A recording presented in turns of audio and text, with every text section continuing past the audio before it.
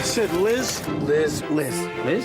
What are you doing to him? We need a man's SUV. And it's the only SUV with a Hemi. Can you say Hemi? Hemi. That thing's got a Hemi. Sweet. And it's got a Hemi. Ah, see, you're not traveling in the same vehicle.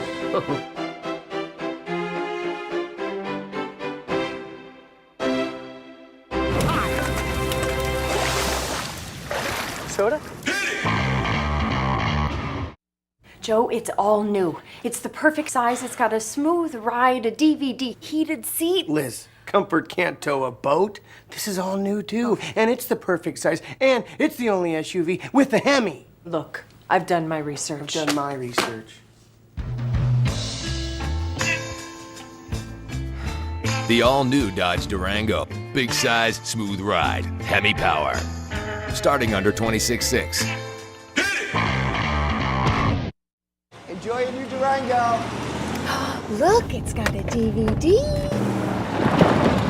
And see how smooth the ride is for you and Fluffy? Liz, what are you doing to him? I'm just showing little Joey the new Durango. Son, there's only one thing you need to know. Hemi. Can you say Hemi? Hemi. That's my boy. The all-new Dodge Durango. Big size, smooth ride. Hemi power. Starting under $26,600. I said, Joe, think of the family. It's comfortable. It's not too big, not too small. It's got a DVD. End of discussion. I said, Liz, we need a man's SUV. And this thing tows like a son of a gun, and it's got a Hemi. Done deal. The all-new Dodge Durango. The right power and ride, and the right size. And Joe completely understood. Liz finally saw it my way. Soda?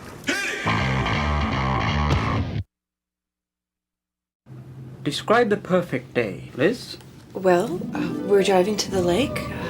The kids watch a DVD, and Joe and I have some quality time. Good. Joe? Okay, we're barreling along. The Hemi's kicking some serious butt. Then we fish. Ah, see, you're not traveling in the same vehicle. The all-new Dodge Durango. The right power and ride, and the right size. What a quack.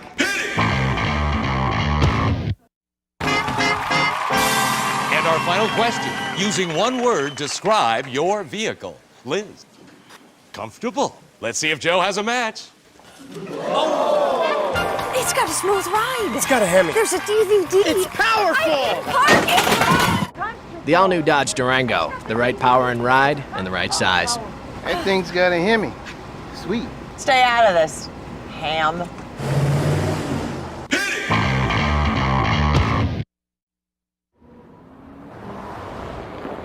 See, now aren't you glad that I wanted the heated seats in all this room? Liz, right now it's not about that or the DVD. It's about the Hemi. Power, capability, big-time towing, end of story. Dodge Durango. The ultimate authority in winter driving. Think you can handle it from here? Thanks for the tow.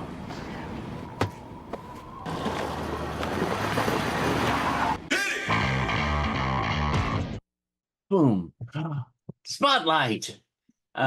We have a couple more people. We are having people come in today. We have a wonderful hour for everyone today.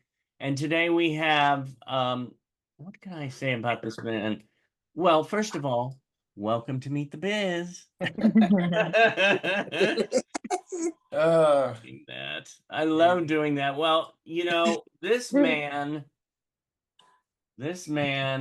we all know him, but do we really? He has such a history, such a life, you know? I mean, this man has started in commercials for Coors Light and KFC, Kentucky Fried Chicken. I got to get some today for lunch.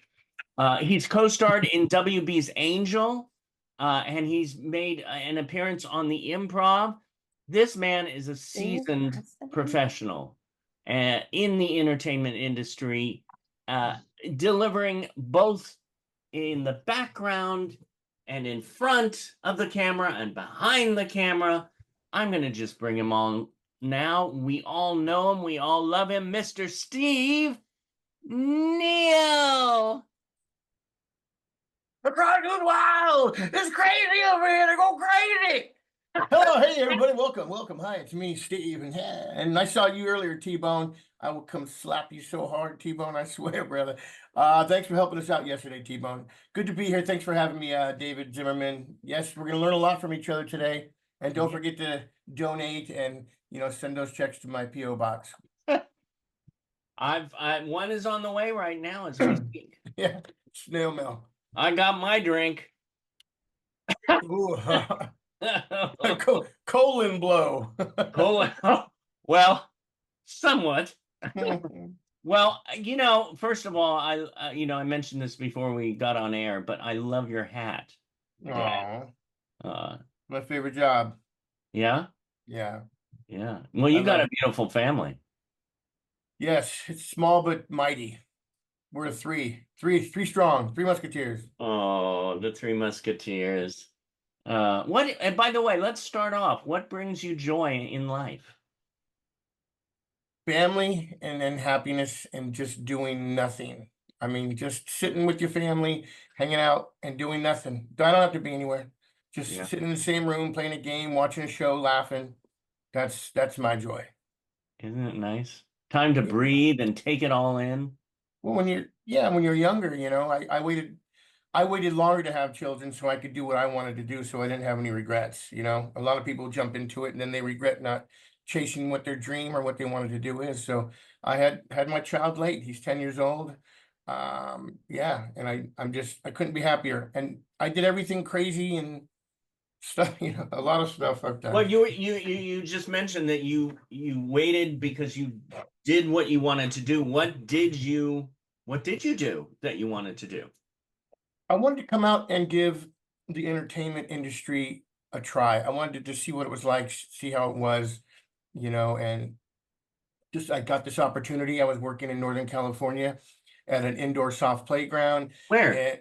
At Jungle Junction. And then it turned into Discovery Zone. Oh, okay.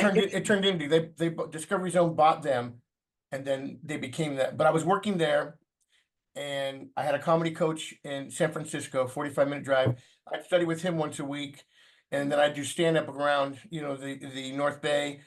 And basically my comedy coach said, hey, In Living Color's having an audition. This was 90 something. You should go. So it's an open audition. So I asked one of my employees, their dad next door owned a tow truck company, if he'd sponsor me. He sponsored my trip, went there, auditioned, waited in line for 3 hours, auditioned, got a call back, Right. and then went to the lot, got another call back. And before the other call back came, so I had to stay in town for another 3 days. And then the last call was, I'm sorry, but the show has been canceled. That was literally the time that In Living Color got canceled. But it gave me the bug.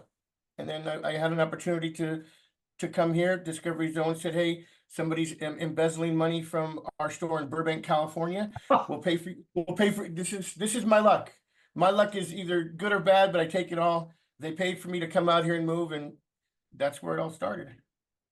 Of course, I met Mr. Niel. I met Steve 30 years ago. Yeah. At Bobby McGee's. And we were waiting tables together at that time, Yeah. entertaining the people eating the food. But I don't know why, for some reason, and I probably knew, but I forgot that you grew up in Northern California. Yeah, Santa Rosa, 45 minutes north of San Francisco. Well, Yeah. I grew up in Northern California. Yeah, where'd you grow up? Marin? No, San Mateo. San Mateo, Cupertino, San Mateo, San Jose. There was a radio ad, that they played that named all the cities around the Bay Area. It was funny. Yeah, no, I love that one. That's great. I remember that one. So so you got to LA, and now I read that you went to one of my favorite improvs, the LA Second City. Yeah, they once I got in and started, playing around, I wanted to get into improv because I was doing stand-up, and then I fell out of love with stand-up. When you come here, it's more, excuse me, with stand-up, when you come to LA, your manager, they want to know what your set is. What is your set? Well, my set at the time was basically Robin Williams and Jonathan Winters. Mine was all improv and playing off, the crowd. And I didn't I've always been that guy that if I can't do it the way I want to do it, I'm not going to give in to the system. So I merged and I went north and I got involved with Second City. And, when you do stand up and you move to, this is how you grow, people. And we tell all of my students, you grow by listening, and you grow. You never want to be the smartest person in the room. You never want to be the funniest person in the room. You always want someone to inspire you or something to inspire you. So when you transition from stand up to improv, I didn't know that you weren't supposed to try to be funny. I would have a line that I was waiting to throw in and force in there. And I learned really quickly that it wasn't about that. It was about being a part of the whole and organically coming up with something that happens on that spot. And that's what gave me the bug. And I spent, geez, so the improv was here, and attached to the improv was Second City. And if you walk through a back door, you could go through the hallway and go into, we ended up knowing all the bouncers. So we'd go through that hallway back in the late 90s, right? Or Yeah. early 2000s. You had, I don't know how many, I guess I could say this, but I was there one night when Chris Farley, David Spade, and Norm Macdonald were there, and Farley was so wasted that when I went into the bathroom was really small at the time. Farley came in behind me and literally put his hands on the door and said, I gotta, just did this whole bit and routine. And then I was able to escape. But anyway, yeah, over 300 live shows there. Improv for me is just the key to life. It's inspiring. It makes my blood flow. So Do you miss stand-up? Do you miss going on the stage? No, I love being in front of people. I love any kind of performance. You could put me anywhere as an MC, and you could drop me off anywhere in the world. I got married in South Africa. I knew nobody there, and my wife's family was there, and I fit right in. I love being in front of people. I love making people smile. I love making people feel good, because a lot of times people aren't feeling good. And if you say if you're out and about and you're in a store and you just say, hey, nice hat, or someone's reaching for something, hey, you want me to get that for you? Just little things like that can make somebody's whole flipping day. And take that away, everybody. Just one thing you could do nice for somebody, or just to make a comment to somebody, touch their life.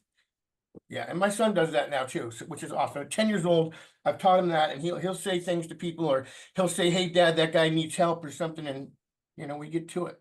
Well, what's so wonderful about that, and it's making me a little tear up, because when you do that, it immediately comes back to you.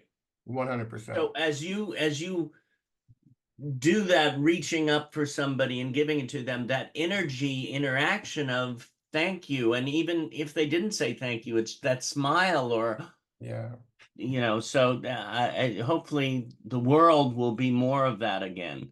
We need it. Oh yeah, and I see the light. Not that light. I'm not ready yet. Don't go to that light. So I'm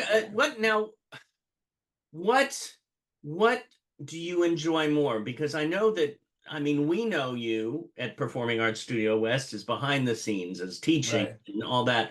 But do you prefer in front or behind the camera, or? I love producing. I love being in front of it, but I love producing because, at an early age, I was diagnosed with dyslexia and ADD. So my mind was all over the place, and they told my mom when I was about 10, he needs to be on medication. Well, the kids that we knew, and we knew quite a few that had ADD, and they were on medication, and those kids were different from when I met them when they weren't on medication. So my mom was like, we're not doing that. So you need to get a hold of yourself and figure a way out to work this into your life. So I was able to hyper focus myself and do what I call 360 hearing, meaning that if I'm sitting still in one spot and there's several conversations going on around me, I can pick up a piece of whatever's going on, and I can jump into that conversation and be a part of it. And that gave me comfort, and that gave me focus. I know it sounds scattered, but it was able to make me focus. So the production side of things, I love being responsible for so many elements, and to make those people that whether it's lighting, sound, wardrobe, props, I love the fact that I can get them what they need to make their job work. I love being in charge of that to make it. And when you do that, and when you're the guy who produces a show, it's a title, but it's more than that. It's your job is to make everybody there feel good and be happy to come to work. That's your job. Yeah. Because if they don't, it's horrible. And you know, David, there's a lot of jerks in this business, and you never want to work with a jerk.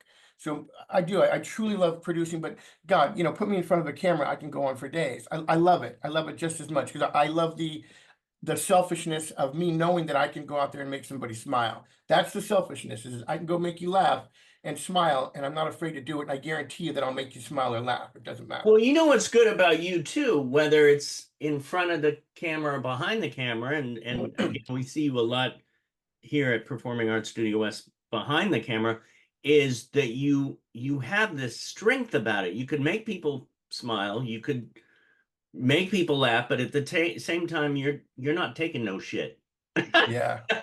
And you're strong about it, but at the same time, it's a loving, and I think this is what makes you a great dad, is that you have that ability to be strong and firm, yet it's a learning and a teaching. Yeah. Yeah. Yeah, that's very well said. Hey, that's very well said about me. No, but it's true though. I mean, because I think about when I was younger, I dealt with a lot of death growing up. We had 9 deaths in 1 year when I was 13. 9 deaths, cousins, relatives, and by the end of that year, when my grandmother passed, by the time we went to the mortuary, when you walk into a mortuary and the people that run that spot know you by name, you've been there. So very early, I learned that the power of comedy or laughter was priceless. Yeah. So when you deal with that, you realize that at any given time, life could be taken away. So, be true to you and live. That's why I'm so crazy. That's why people my whole life they've never called me Steve. They've called me Steve Niel. He's crazy. He's fun because I don't care. Do you know what I mean? I don't mind embarrassing myself. I don't care because I want to live and enjoy my life. And that's what people forget. They forget to look up and go, holy shit. Yeah. There's a moon up there. Oh my God, look at that sun. Stop for 10 minutes on the side of the road and look at a freaking tree. Just look at a tree. Just look at a tree. From one stump, branches are formed. From those branches, leaves. You know what I mean? Everything's connected. Everything's connected. So that's my gift to me was comedy, and to help the family, feel good and get over the grief that we dealt with. No, I'm crazy emotional. No, But and two things that you were talking about there, crazy.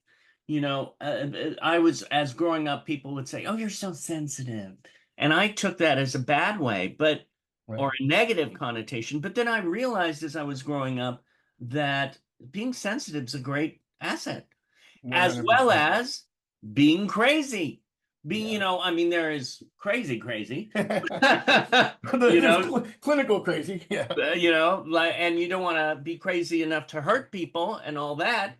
But there's this crazy that's a good crazy, and that feeds the creation and the growth and the love that we can give to the world and to ourselves. It's true, and it's funny because I grew up, my dad lived in San Diego, my parents were divorced when I was 2, so it was me, my mom, and my brother. We were very poor. We were all working at young ages to help support the family, had a paper route when I was 10. I mean, literally from 10, I was working to help pay bills. I mean, that's just what it was. We didn't bitch, we didn't moan, we didn't complain because we had each other. But, the most important thing my mom taught me was you can cry. Don't listen to this bullshit about men don't cry. Oh my God. Oh, yeah. And it's true. Everyone cries, and you're allowed to show it, and you should show it. And you're a weak person, whether you're a man, woman, female, however you identify, you're weak if you don't let those emotions out. Because if you hold those emotions in, over time they build up, and you'll have a situation to where it comes out wrong and you don't know how to handle it. But if you let them out as they come, it's okay. And I, cry. I tell my son, he'll say, Dad, what are you crying? But this is a comedy. I'm like, it's not about that, buddy. It's about what just happened in this comedy. You know what I mean? It's something good or special, or it's okay to have those emotions. And I'm like, and I want you to know that. And I go, don't be afraid to cry. Don't listen to your friends, because she's got some friends that are, tough people or whatever, and like, don't listen to them. You're able to cry. I command you to cry. Do it. And allow your emotions to go where they go in that respect. I feel too that people who hold it in all the time, it has to go somewhere, so it eats away at you, and I it's agree. not a healthy thing. I agree. It's the most unhealthy thing you can do, is to keep it in and not at least deal with it. Because you look at it like this: in one day's time, start tracking it. Stuff's gonna happen to you, right? You stub your toe. Oh crap, that hurt. Okay, you lost your keys. Oh my God, I'm so mad. You got, you lost a job, you went out for it, right? If you don't deal with them individually as they come along, then by the end of that day, you got 10 things stacked on top of you that you have to deal with, or you haven't dealt with. And that's a problem. And then you have to deal with everything like a hodgepodge at once, opposed to individually taking that, hard time or whatever it is. And this is every day. Nobody has a perfect day. There's always something, whether it's huge or small or medium, from stubbing your toe to, somebody calling you a name, in the supermarket. So. And it's all the way you look at it too. I've realized, because sometimes, like, oh God, I can't find my keys. Well, there's a reason sometimes behind that. Maybe you weren't supposed to leave at that moment. Maybe somehow you were saved from going in the car at that time. That's so funny, David. I think about that all I'm not kidding you, not even a joke. I think about it all the time. I'm like, okay, hang on. Or I think, oh my God, if we didn't run out of milk, I wouldn't have had to go to the store. So I hope something doesn't happen to me, right? You know what I mean? I hope something doesn't happen to going to get milk. Right? It's like, I lost my credit card this morning. It's like, okay, there's a reason I did that. I will find it, and then I won't have to spend the money on something that I didn't need. Exactly. I want this. You don't, okay, you want it, but you don't need it. Now, the question that came to my mind while you were saying this also is, we're talking about the humanity of ourselves, or the humanity of you. How, putting it into the acting now, how do you use yourself as an instructor or a director or a producer? How would you tell others how to use yourself, your life experiences, seeing the tree and the leaves, seeing the sun, being with your family? How do you use that in your work? It's the hardest thing to do, and that's be true to you, be your real self, and get out of your own way. And the hardest thing for you to do is to be honest when you're on stage, because there's always a little bit of, you might embarrass yourself, or oh my God, I'm so nervous. But when you put all that crap away and you just get out there and do what you do and see what happens, that's when things are allowed to happen. But you have to give yourself permission to let everything go. I mean, I'm telling you, I've done some crazy things in my life that anybody else would have been embarrassed of, and it wouldn't have worked for them, because they wouldn't have committed 100%. When you commit 100% to something, and look, let's get one thing straight. I used to argue with my football coach. There's no such thing as 110%. There's 100%. So give it all, right? Give it all to yourself, and just listen and be a part of the scene. If you have a scene partner, for God's sakes, you're waiting to say your line. You're waiting to say your line. You're waiting to say your line. Hell, even if the line comes out different, if you're listening to that person and truly vested in what they're saying, you're going to feel something. Something's going to happen. It can't not happen. Being creative is not a choice, guys. Being creative is something that has to come out of you. It has to. It's naturally a force that you can't stop. You know what I mean? If you're meant to be an actor, you act because it's inside you, and you have to, and you're not thinking about money, fame, or any of that crap. You want to express. You want to be somebody different. But you have to first allow yourself to be vulnerable, and to, make mistakes, and for things to maybe go wrong or not the way you wanted them to go, but really learn by, our mistakes. We only get stronger by having something happen to us and having to deal with it and taking the positive, from that situation.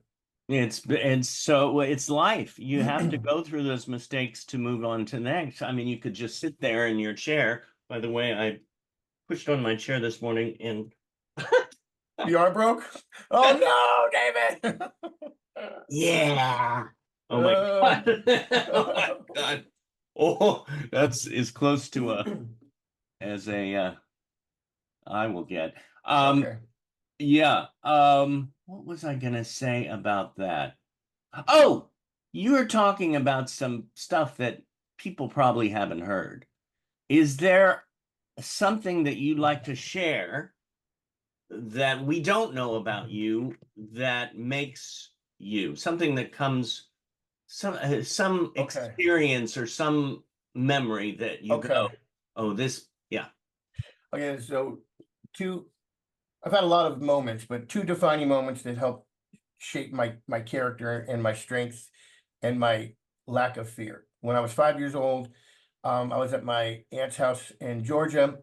I went to jump off the bed, and her 200-pound Saint Bernard attacked me. So I have a scar here that you can barely see that went from here all the way under my chin. You could see the teeth from the outside of my face and my tongue. My grandfather picked me up and took me to the bathroom. It was completely traumatizing. My 7-year-old brother picked him up and threw the dog out the window. Literally, a 200-pound dog pulled him off me. I was like this, paws on my chest. Trauma like that makes you stronger. It's scientific fact. Something traumatic that happened to you when you were a child.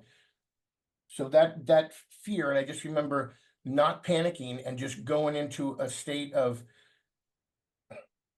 like numbness. I just couldn't say or do anything. And Yeah. it wasn't even, I don't even remember crying. I just remember my grandfather taking me to the bathroom, seeing my teeth, and blood was everywhere. And thank goodness that day at the ER, there was a plastic surgeon yeah, on duty, right? So number one, traumatic experience when I was 5. yeah. Number two, high school. Our school was here and our house was across the parking lot. So there was a fence here. You jumped my fence and you were in the parking lot of the school. Sophomore year, football game, varsity football game, and I'm on I'm a sophomore, so I'm watching the varsity team play, and I say out loud because they're playing horrible. I say, "My God, these guys look like they, should play for a convalescent hospital, right?" Jokingly. Go to school on Monday. I go to school and one of my friends comes running up to me saying, you better run. The varsity team's looking for you. They're gonna kick your ass. I'm like, what are you talking about? He's like, well, you said that they played like, convalescent hospital, and Shannon Dooley, who was in my grade, I didn't know she was sitting next to me. She's dating Darren Jones. Well, Darren Jones was a full-grown freaking man with a full-on beard. And this was a guy that would crush you. Yeah. So I said, come on.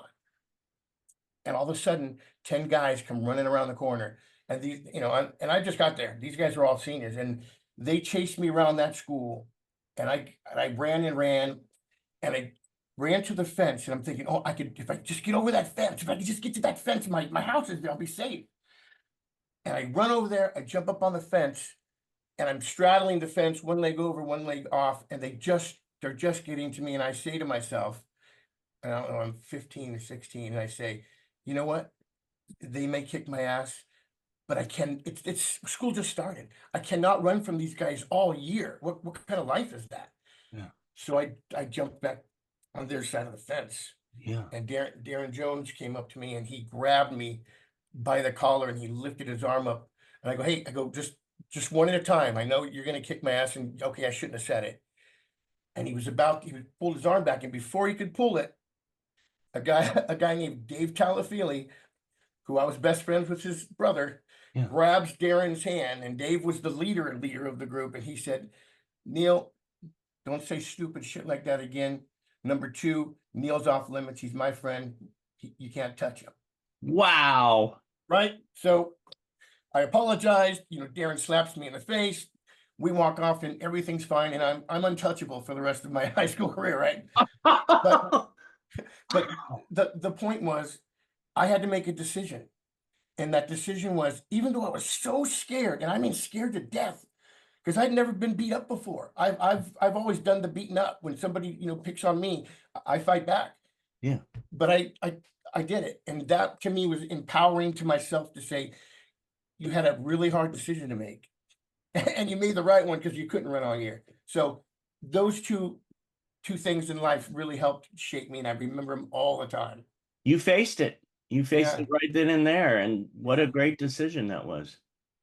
I mean, I have a bunch of questions, and we'll get some in. But I know that we have the group, the family of Performing Arts Studio West, and I think we have a few people who had some questions here. Yes, I see Michelle K.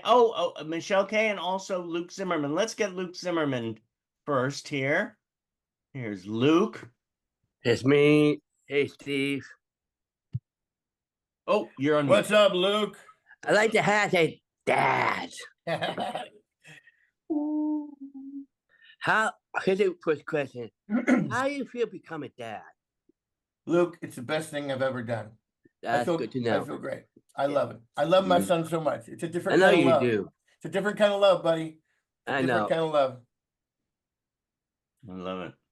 Yeah. Well, that's a great question. Thank you, That's a Luke. good question. I know. But, you know, I know. uh, It's a good question. Very nice. Very nice. Thank you, Luke. Let's see. We'll get one more. Bahara Saviz has a question. Miss Bahara, Miss TikTok herself. Thank you. My question is that how David Bronson got hired to play a TV show called Angel. Oh my gosh, you know what? I do not know how it was for him, how he got hired, but I will tell you that I worked one day. I was in full body prosthetic makeup, and this was after I got hired because I did the Dodge commercials. I did like 6 Dodge commercials. I was a Dodge spokesman for 2 years. They hired me outright and went there to shoot that day. I only saw him for a second. You know, I didn't have a scene with him, but he was very kind to me. He introduced himself to me as I'm in my makeup chair. But yeah, what a career that guy's had. You know, what a career.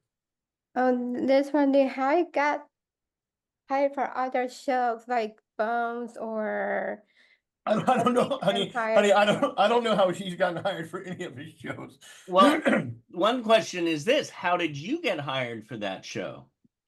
It was, they got submitted. They recognized me from Dodge commercials, even though they weren't going to see my face. They liked what I did in the commercials. They called my agent. I went into this was what's crazy. I'd been on every lot in Hollywood, but I had never been to Paramount. Oh my God. And you get into, oh my, anyway, so I go there and I go into this audition. It's straight to callbacks, and there's only a couple lines. And I was just, it's called an Albany creature from the underworld. And my lines were, hello, who's there, please? And then I get killed. Well, they had me do it once. I did it just once. Yeah. And oh man, thanks, buddy. I love you. Thanks, bud. And thank you so much. And I'm like, oh, okay. So I left. And before I even got to my car, I got a thing on my beeper went off. I got the job before I left the lot. Yeah, it was cool. It was really, really cool because, guys, you have to remember this too, guys.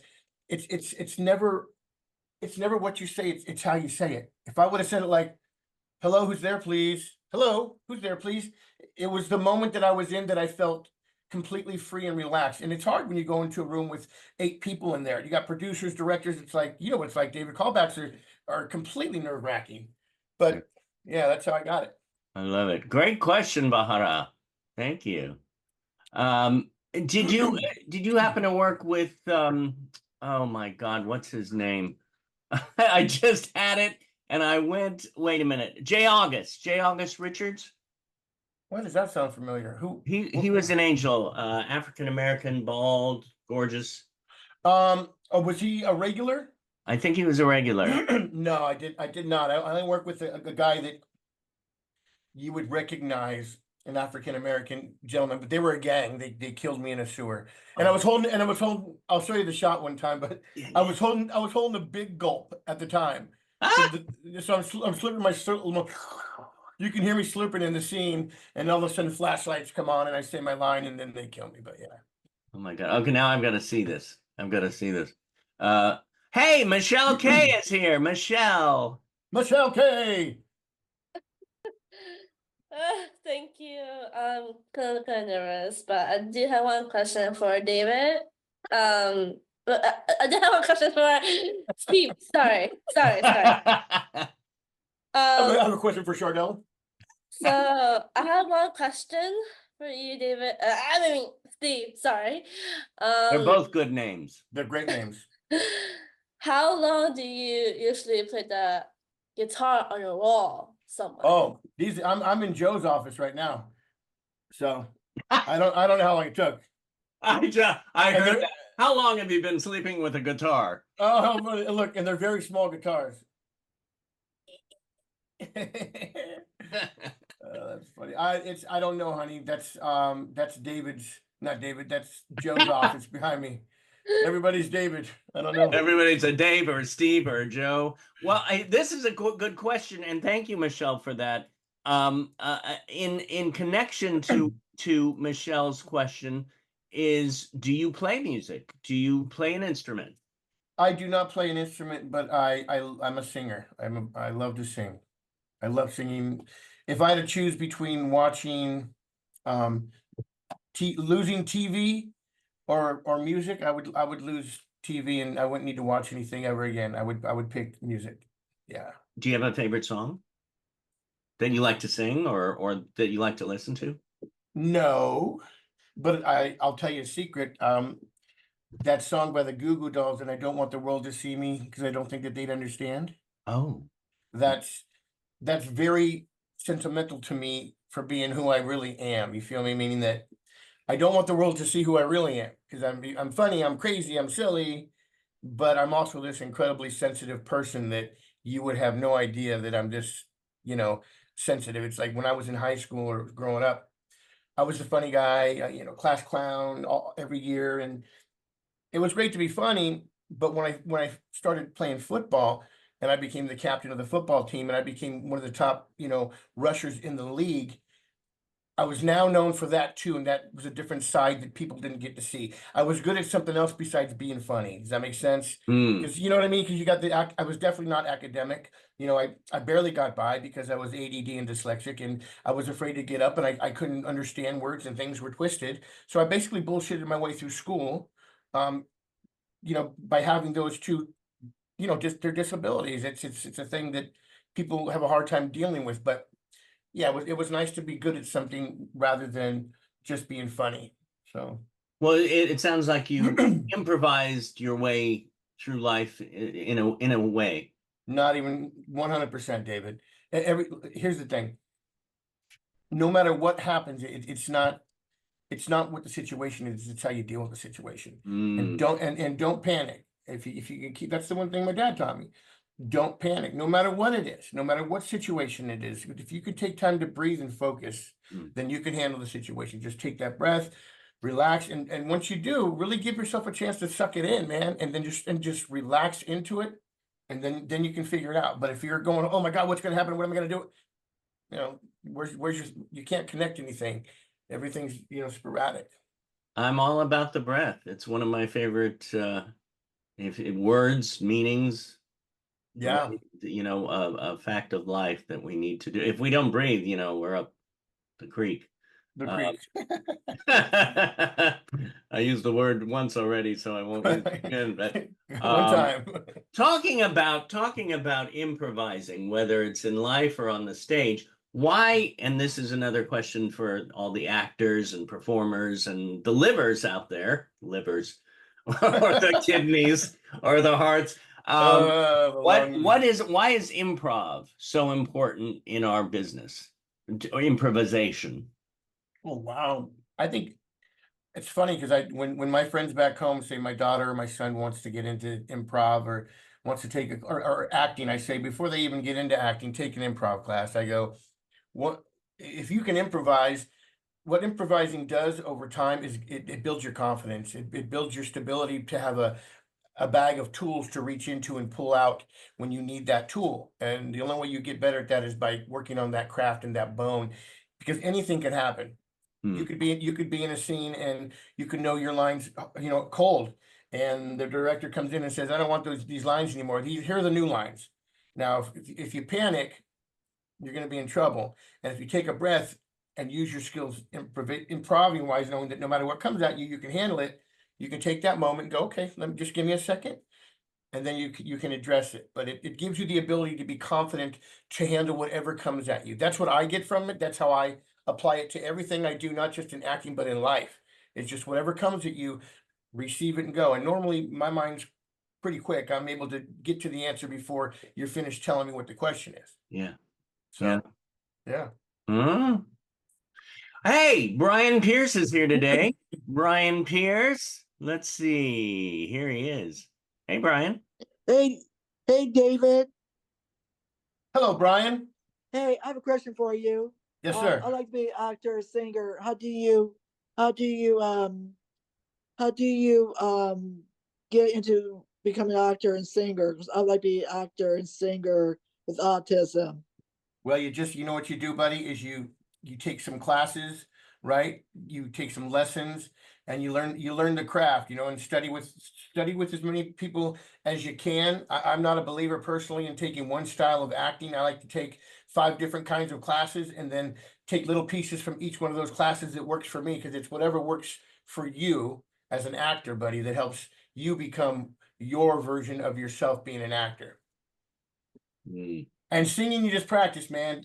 Go around the house singing. You know what I mean? Take some time, go into your room, turn the lights down low, put some music on, sing along to that song, then kill the music, then sing it a cappella yourself, right? Just breathe into it, just relax. If you could spend time with yourself in a room, close the door, and just you, and not worried about anybody else being there around you, then you have a more of a chance to relax enough to be able to sing, because singing's different than acting. I think singing's more terrifying than acting is when you do it in front of somebody. So that's why you really have to be comfortable. Thank you, Brian. Good question, man. We have the one, the only Miss Shannon Dirks. Shannon Dirks is in the house. Shannon Dirks is in the house. Hey, Shannon. What is it to work with David Zimmerman and John Pazos? Let me tell you something. First of all, I've known David longer than anybody here, and David's always amazing to work with. David's got a massive heart. He's genuine. And you can really take some notes from him on what being genuine looks like. You don't get a lot of that in our business or just in life, so take that to heart and appreciate David for all he is. And I love you, David. You know that. And how funny. And by the way, at the same time, I've known Mary Rings for 20 or 30 years. Mary Rings and I and David all worked at Bobby McGee's together as waiters, and we sat and we would sing songs. And we had some of the best singers and perform like 5-part, 4-part harmony, right? It was great. Your birthday, we got a song, buddy. Dude, oh my God. We used to do show. We'd go up in front of the salad bar and we'd gather around, grab everyone's attention. And we had guys that played guitars. There was a tambourine. Oh man. Anyway, that was some amazing stuff. And that's before I even got into, I was trying to be an actor at the time, but I wasn't landing anything yet. But it was nice to have that experience. And John Pazos is John Pazos. Look, you're where you're supposed to be in life for a reason. I've been here almost 17 years now, and I've literally had about 150 jobs, different kinds of jobs in my life, and that's no joke. Every time I say to my wife, "Oh, I've done that," or when I used to do this, and my wife's like, "Are you kidding?" It's true, because I was never happy somewhere. I always had to keep moving, or I'd get what I wanted from that place, and then I'd leave. To come in here was a real good experience, and John's a genuine person. He's got a big heart. He's a big softie, and yeah, I really appreciate it, and I certainly don't take it for granted. Oh, thank you, Shannon. Great question. In regards to connecting to Shannon's question and how it led up to Performing Arts Studio West, what brought you to Performing Arts Studio West? Wow. To be completely honest, I left something. I did whatever job I was at, it was over. Yeah. And I needed to find a job. And what was crazy is at the same time, my wife quit her job, and we were both out of work, but she got a nice, going away package financially. So we were okay for a few days. and she found this listing on Craigslist, and it said looking for an acting instructor, to work with performers with disabilities. Well, my grandmother was in a wheelchair her whole life, so I only knew her to be in a wheelchair. And growing up with her, and when I was 13, I had to take one for the family, and I had to go move across town at 13 and live with my grandmother, take care of her, ride a bus in the morning across town to school, call my mom, let her know I got there. My mom would pick me up, we'd have dinner, then she'd drive me back to my grandma. So I did that for a year, taking care of my grandmother. And I knew the community. I knew the community, and I was comfortable. And that's really the only reason why I went to go out for it, because I was comfortable with the community. And yeah, came in and they had me do something, and teach the class, an acting class, and I taught one, and that's it, and I got it. So and it's now a main part of your life. it really is. It's your breath. It's one of your breaths. It's for sure, man. Lanzarod Record is here today. Mr. Lanzarod Record. Hey, Mr. Steve Niel. What's up, buddy? I have a question for you. I remember you gave me a heart to the back of the ships. Oh, the chip commercial? Yes, ship commercial. Was there? Oh, Doritos.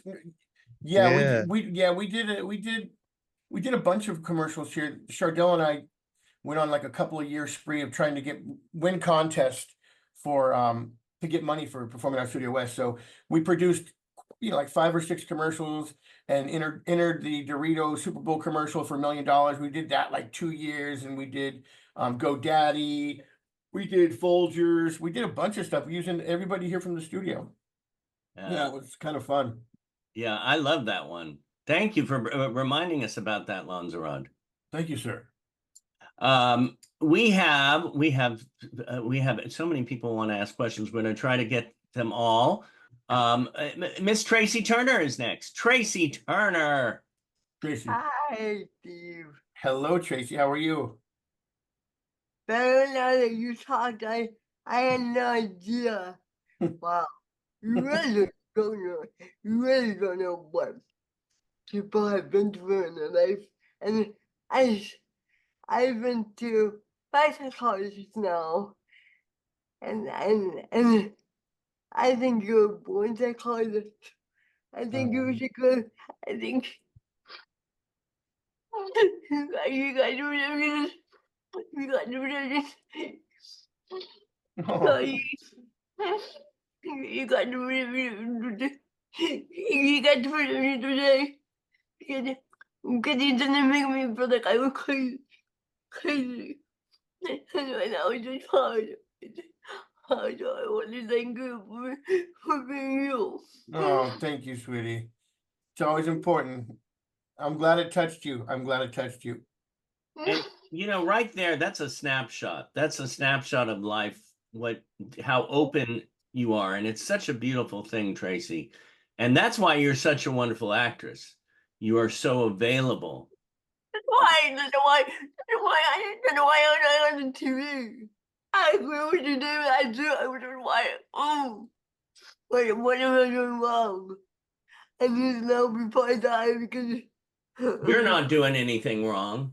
I think society needs to open up more to the possibility, and it is, but it's so slow. Don't you think, Steve? Yeah, it's look, Performing Arts Studio West is here for that exact reason. It's to try to force that narrative, and listen, the book that we're doing right now, we finished it, we're publishing it online, we're going to Comic-Con with it. The goal with this book is to push it, to make money for the studio, to get the word out there about our community. And the difference is that there is no difference. You look at this artwork with somebody with a disability and somebody without a disability, and you're not going, hey, that person's got, CP or Down syndrome, or you're not looking at any of that crap. You're looking at that picture saying, that's beautiful. Nothing matters, because the normal is what's in that picture. We all live amongst each other, right? So our goal is to force this narrative and to take it from Comic-Con all the way to producing a television show or movies, individual movies. We want to pitch this as a series because we don't want to sell this. We don't want somebody to buy it. We want to go in with them. We've proven right here in this studio that we're a full-on production company. We can produce content. We know how to do it. So we want to be able to get stuff to say, hey, we partner with somebody to produce this show, and now a certain percentage of everyone that's in this show has some form of a disability. You understand? Meaning that a certain percentage of the casting process has to have this percentage of people with a disability. But here's the main thing. We don't want it to be, we're looking for somebody who's a quadriplegic. We're looking for somebody, who's got CP. None of that shit matters. No. All you gotta say is, hey, I'm looking for somebody to work the ticket window. Hey, who's a lawyer? Hey, that's our point, and that's the FU to the system, is that they don't get it. You know why they don't get it? It's because they don't know you. We know you, but we need to get the word out there that there is strength in that, and that is the possibility of which way we need to go, and we do need to change this system, because this is what's real. What's real is you guys, what's real is us, and if they could spend a week and a half here at the studio to see there's no difference between in these walls and outside the walls, then we've got a chance. I know we need more people like you and David. We really do. We're working on it. We're working on it, baby. We're trying. I promise you. Listen, we're trying. Every day we try. Every day. When I pray and I pray. Oh, I love it. Well, thank you for sharing that. That's gorgeous, gorgeous, Tracy. We're gonna try to get. I think we have 3 more here. We're gonna get the one, the only, Mr. Isaac Leva. Are you there, Mr. Isaac Leva? There he is, the man, the myth, the legend, Mr. Isaac Leva. Yeah. Say hi. Hi. Hello, Isaac. Question, how I become a guest star on television. You just keep showing up at school. You keep showing up to Zoom, and it's not in our hands, buddy. You just keep showing up, and then Carmel submits you guys. Believe me, Carmel's submitting you guys every single day. So don't worry. You just show up and do the work. Your guys' job is to show up, do the work, and you know what? Practice at home. Get some lines, study some scenes, get some things to go, so you're not just waiting for an audition to come in. That's what I used to do when I was trying to hustle. Always have something prepared. Always get your groove on. And you know what's so good about you, Isaac, is you have such wonderful. I mean, you've got footage. You've been in like huge of artwork, film. Yeah. So keep up the good work, Mr. Leva. Thank you. Thank you. Let's see who's next. Bernadette Planting is here today. Bernadette. Hi. How are you? Hello, Bernadette. Nice to meet you.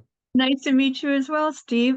I was listening to you talking about having full production that you could do there, and it occurred to me that something in the classes on Zoom that seems to happen organically all the time is we all are starting to get to know each other and very much love each other and learn about each other. And it occurred to me it might be a really good show to actually produce something where you had people from the performing arts classes sort of interviewing each other and telling the world who we say we are. Okay. I hear you. Okay, yeah. You never know. Look, everything is preparation, time, and money.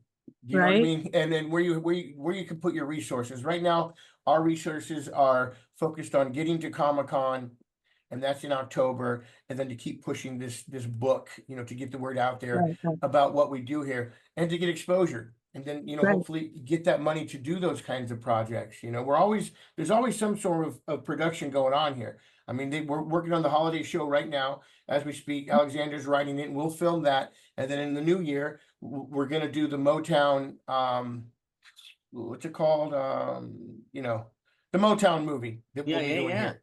So we're always doing something. We're always trying something. That's a really good idea to do interviews and to show people. But then, once you do that, what do you do with it?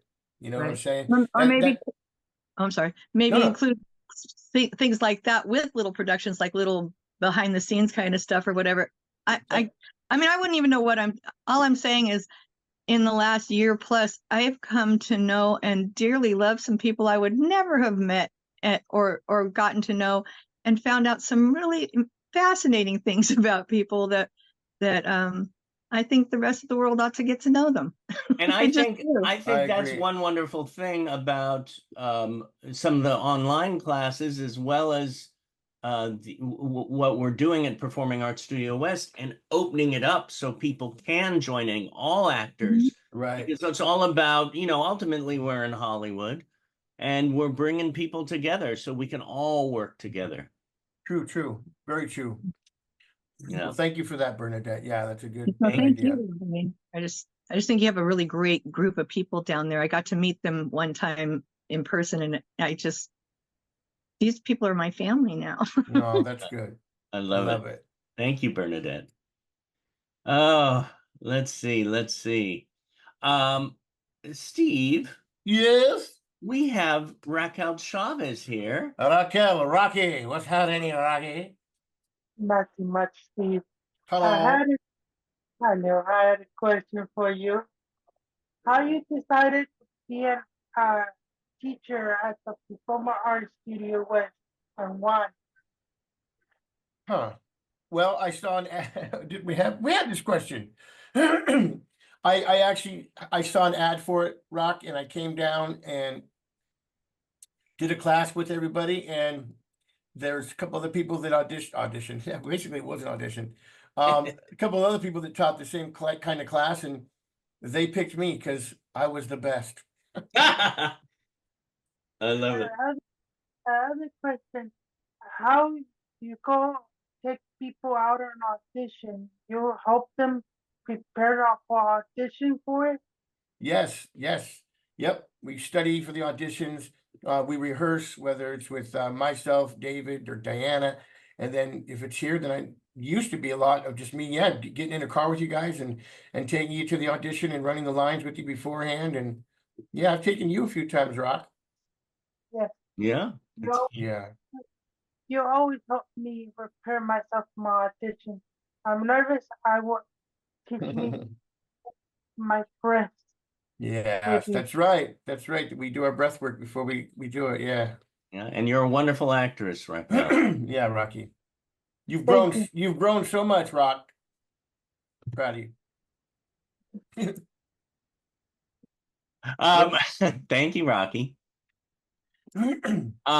So Steve, I have two questions before we wrap up this really wonderful, loving, and informative look into the life of Mr. Steve Niel.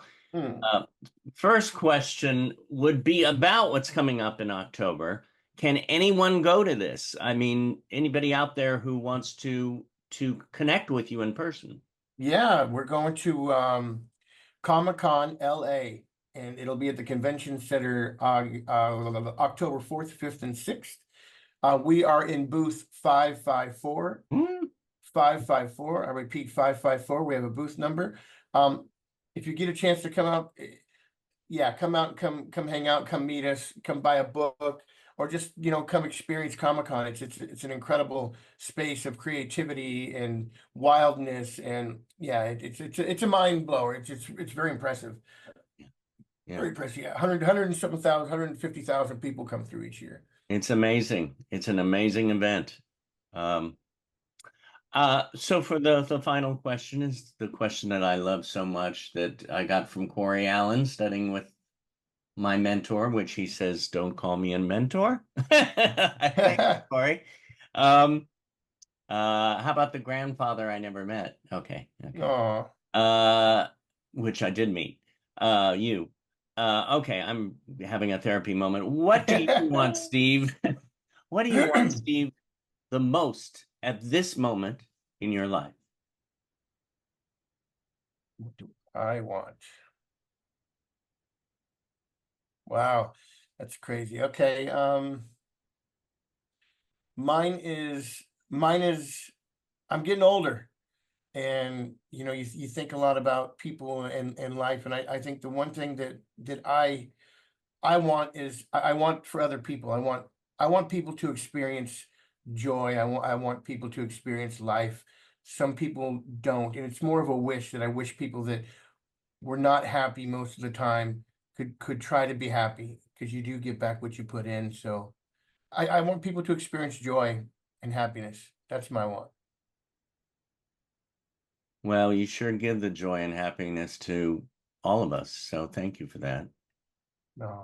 Just by being you, Dad. Oh, David. Oh. Well, hey, I think it's time for a group photo, yes? Yes. Let's see where the group photo. Remove all spotlights. There we are. Steve, for on the count of 3, what are we going to say for our group photo? Can I get my beans? Gotta get my beans? Can I get my beans? Oh, can I get my beans? Can I get my beans? Can I get my beans? Okay. On the count of 3, can I get my beans? Yes. Yep. 1, 2, 3. Can I get my beans?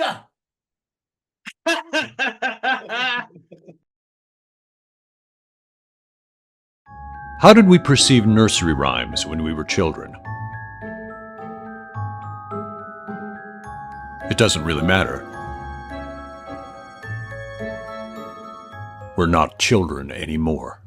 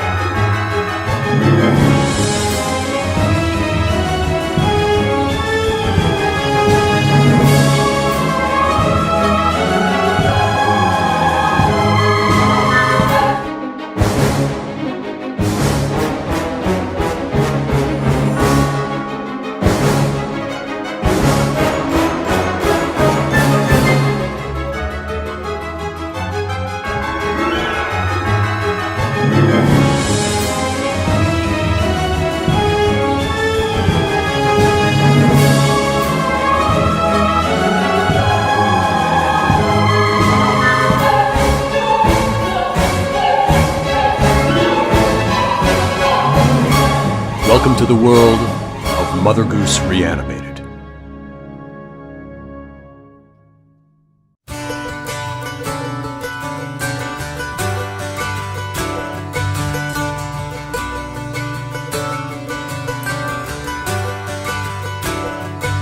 And I'd give up forever to touch you, 'cause I know that you feel me somehow. You're the closest to heaven that I'll ever be, and I don't wanna go home right now. And all I could taste is this moment, and all I can breathe is your life. And sooner or later it's over, I just don't